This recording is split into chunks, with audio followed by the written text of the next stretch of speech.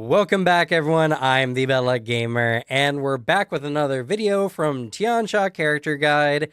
I've been bouncing all over the place. The first couple videos were for classes, and the second couple videos were for archetypes. So I figured, hey, why not? A lot of people have been asking for a variety of the heritages.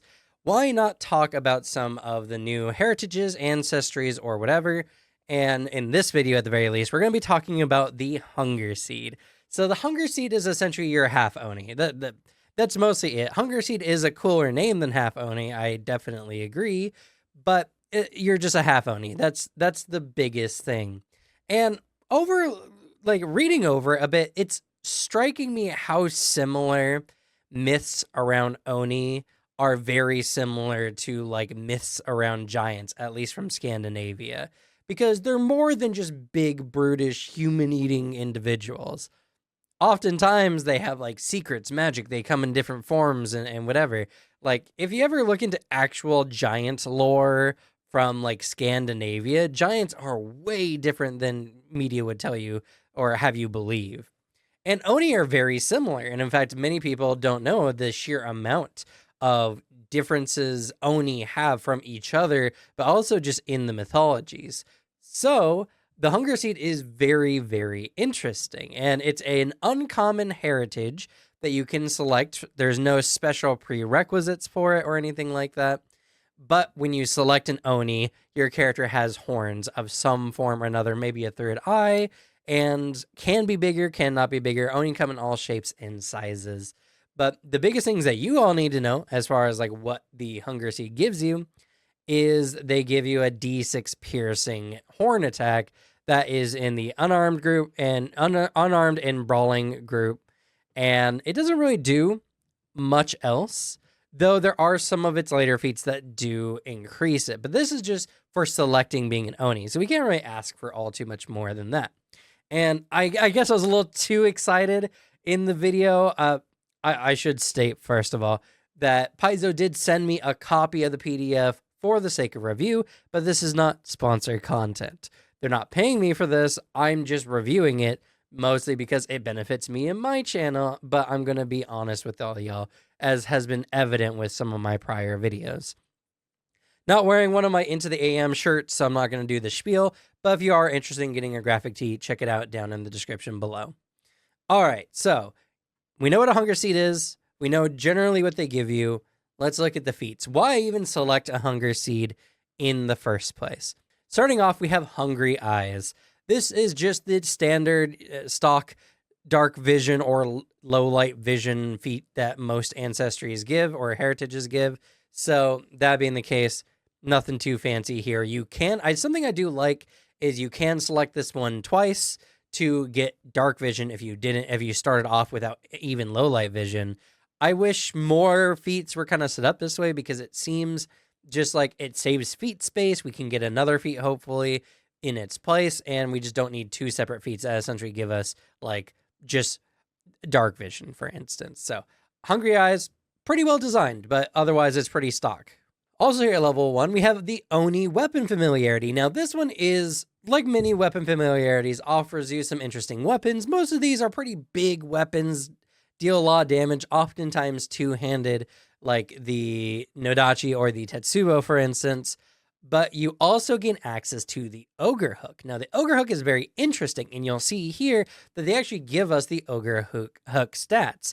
Now, that's because the Ogre Hook is a weapon that only exists in the bestiaries, because it's owned by ogres, funny enough. So rather than being like it's on this page, it's typically in GM specific material, being the bestiaries. So they give us all the stats here. Pretty cool. The Ogre Hook as a weapon itself is not anything I would say is very interesting. It's a pick weapon if you like pick weapons, and it has trip, and it does a D10 deadly, and it's a D10 weapon. Overall, it's a very good weapon, but it's not anything super flashy. It's just interesting because this is essentially, I think, the first case we get a monster weapon, essentially with one of the heritages, which is very interesting. And as typical for these type of feats as well, at 5th level, you get crit specialization from all the weapons and your horn unarmed strike. So that's a very good feat overall. And I would say if you're interested in playing with some of these bigger weapons, if you're going into a class like a fighter or something, honestly, Oni Weapon Familiarity is a really strong pick. And finally, the last level 1 feat we have here is Oni Form. This one just lets you become an Oni, essentially, kind of. So you grow to large and you're clumsy 1. This doesn't change anything else, your speed, your reach, everything. So you just become large, essentially, for whatever that gives. It doesn't even give you increased reach, though technically you do have an increased area on the battlefield, and for things like emanations, you are bigger for that as well. So there's all that. Honestly, there's not really a big reason to select this particular feat other than just the fact that you want your character to look like an Oni, kind of. You become big, your skin changes. Now, your character looks kind of like the Oni version of yourself. Like your hair and horns are the same, yada yada. So you can use this for some deception stuff, but it's not the best for something like that. And honestly, you're just going to stick out more as an Oni regardless. So Oni Form, I would say, is more of a take for fun, not for efficiency kind of feat, but I think it's fun. I think it's interesting. At 5th level, we get Blood-Soaked Dash. Now, this one is actually really cool.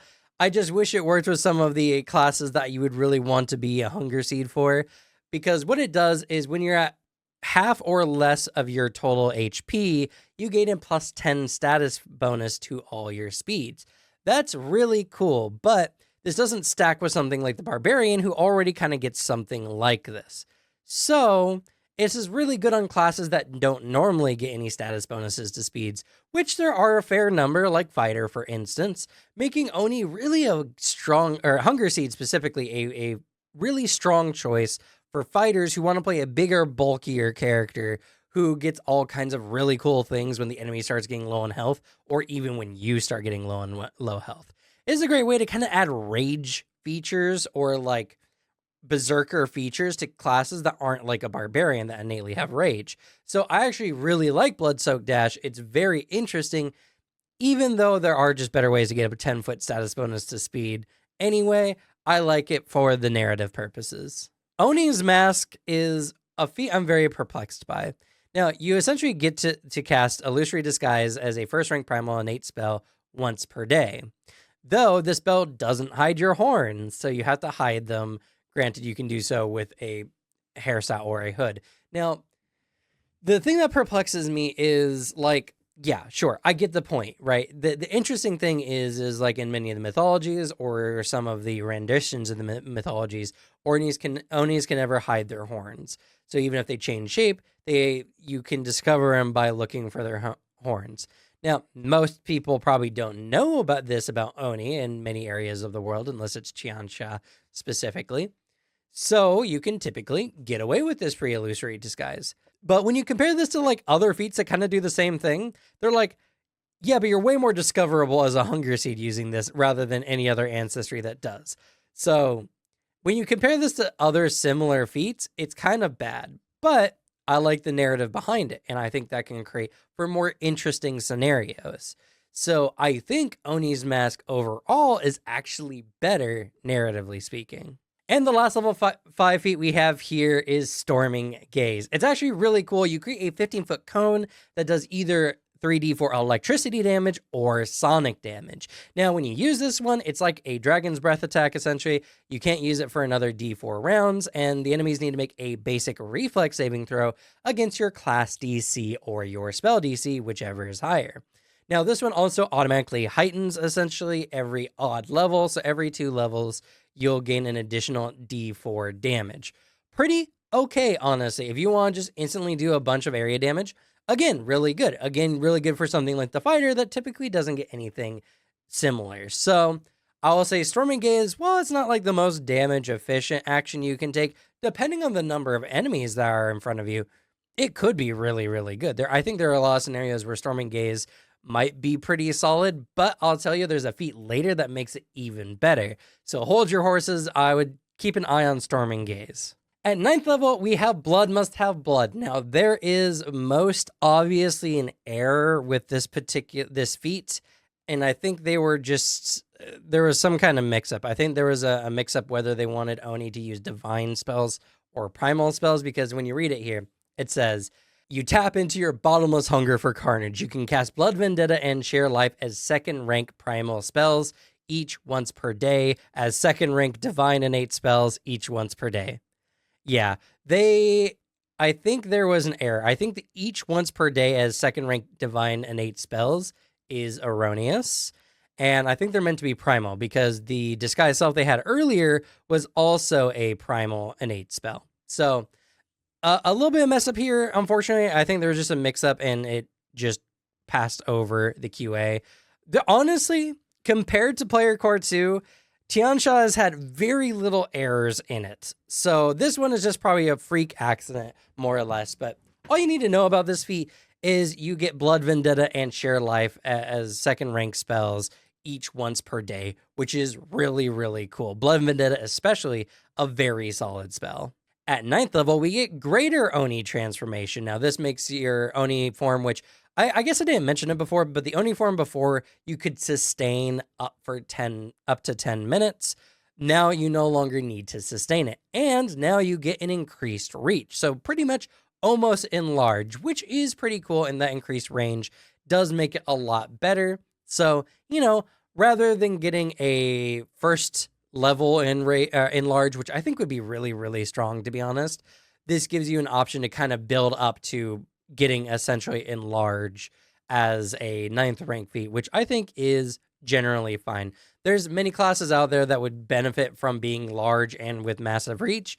So making an ancestry feat that kind of leads up to that, I think makes a lot of sense. Now at 13th level, we have Tempest Gaze. Now this is an upgrade of Storming Gaze, though this takes it to like a whole nother level. A really, really cool feat, I might add. So essentially, when you use your Storming Gaze, you can choose to increase the area to a 30-foot cone and double the number of damage dice. Though when you do it this way, half of that damage is electricity damage and half of that is sonic damage. So you don't get to choose anymore. You essentially just get to add both damage types and double the damage dice, which is insanely cool.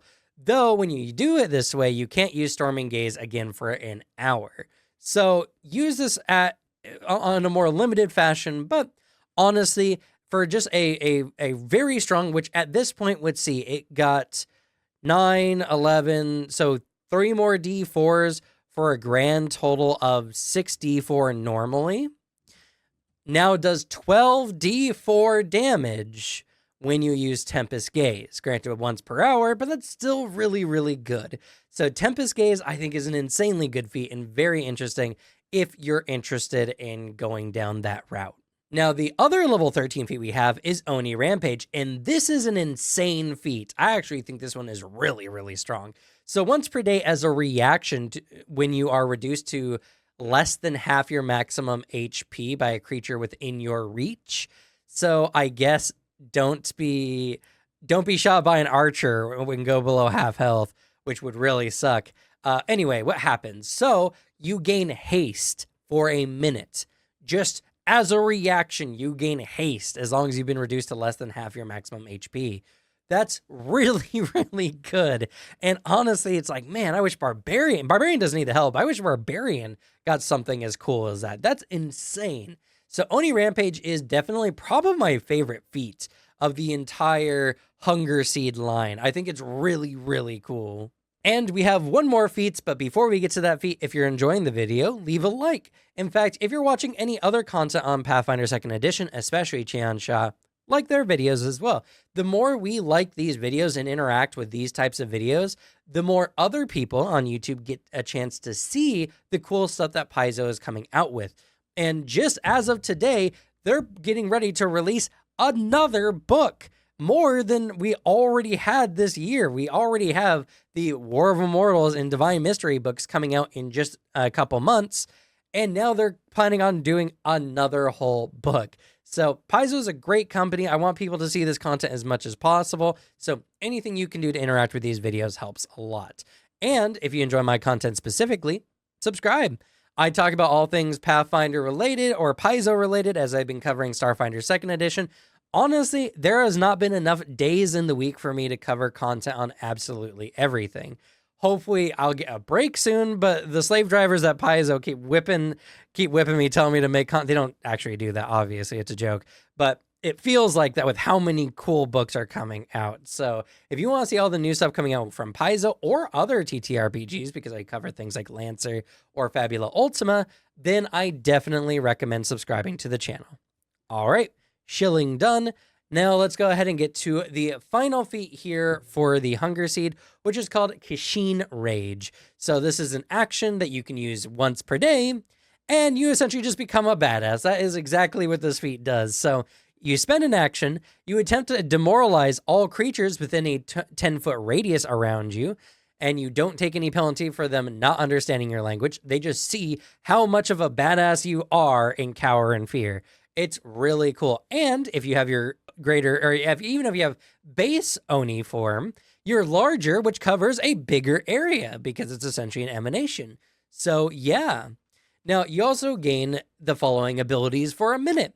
You gain 40 temp HP, which is really good. You gain a fly speed equal to your speed, the effects of 6th rank runic body, and your horns deal an additional D4 electricity damage. That's mostly to be like, hey, now your horns actually do a lot of damage and you don't need to worry about investing in Hand Up Some Mighty Blows. Really solid. And the piece de resistance, the blood sense. This is a precise sense. So precise, you can know exactly where within a range of 60 feet, any freshly spilt blood, any characters who are currently taking persistent bleed damage, any creatures who are at less than half their hit points, which I would probably say, and this is just me, because this is such a flavorful, versatile heritage, they must be a creature that have blood. The whole point is blood, right? So it does say here, creatures whose hit points are currently at half or less of their maximum.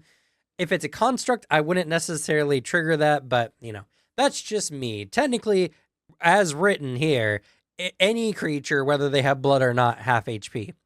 And you also detect any freestanding puddles of or droplets of blood in that range. Insanely cool. And what's even more insane is it's a precise sense. There's so many other feats that are like imprecise sense. So it's like it helps you, but it's a lot more difficult. This one, you just home in on it. You know exactly where that blood is, and it's really, really cool. Now, this form lasts for a minute, which they already said, so it's a little bit redundant. But once it ends, you're stunned 3 as you recharge and recenter yourself. So you have to be careful. Don't do this in a particularly long-running fight, or at least do it towards the end of a fight. But 9 times out of 10, that's not necessarily going to be a problem. So the Hungerseed with Kishin Rage is insane. I really like this one, and I mean, check out the art they have here for the Hungerseed versatile heritage. Yeah, we all like big women, right? And more specifically, I think this is just going to be the next Tiefling. We kind of got Tiefling removed as we've stepped away from D&D in Pathfinder 2nd Edition. And so we now have the Nephilim, which, to be fair, the Nephilim can be plenty edgy too. But I feel like the Hungerseed is going to step up and take its place because it's more or less the same thing, but way more weeby. And I think way more people are going to be interested in that. Plus, this is the exact power fantasy many teenagers have of, you don't like me when I'm angry, and they just suddenly become a badass and they get really strong, really big or buff or whatever. And so many features around like rage or like rage-like aspects like Blood-Soaked Dash, or even just like the Kishin Rage, as we just looked at, where you demoralize everyone around you. This is an incredibly perfect versatile heritage for anyone who wants to make an edgy badass character. It screams edgy badass character, and it's very cool. So hopefully y'all enjoyed the Hungerseed. Let me know down in the comments what you want me to cover next. I'm doing my best to try to adhere to whatever y'all are interested in. And I will say this video is coming out late today, mostly because I was playing Monster Hunter like until 4 a.m.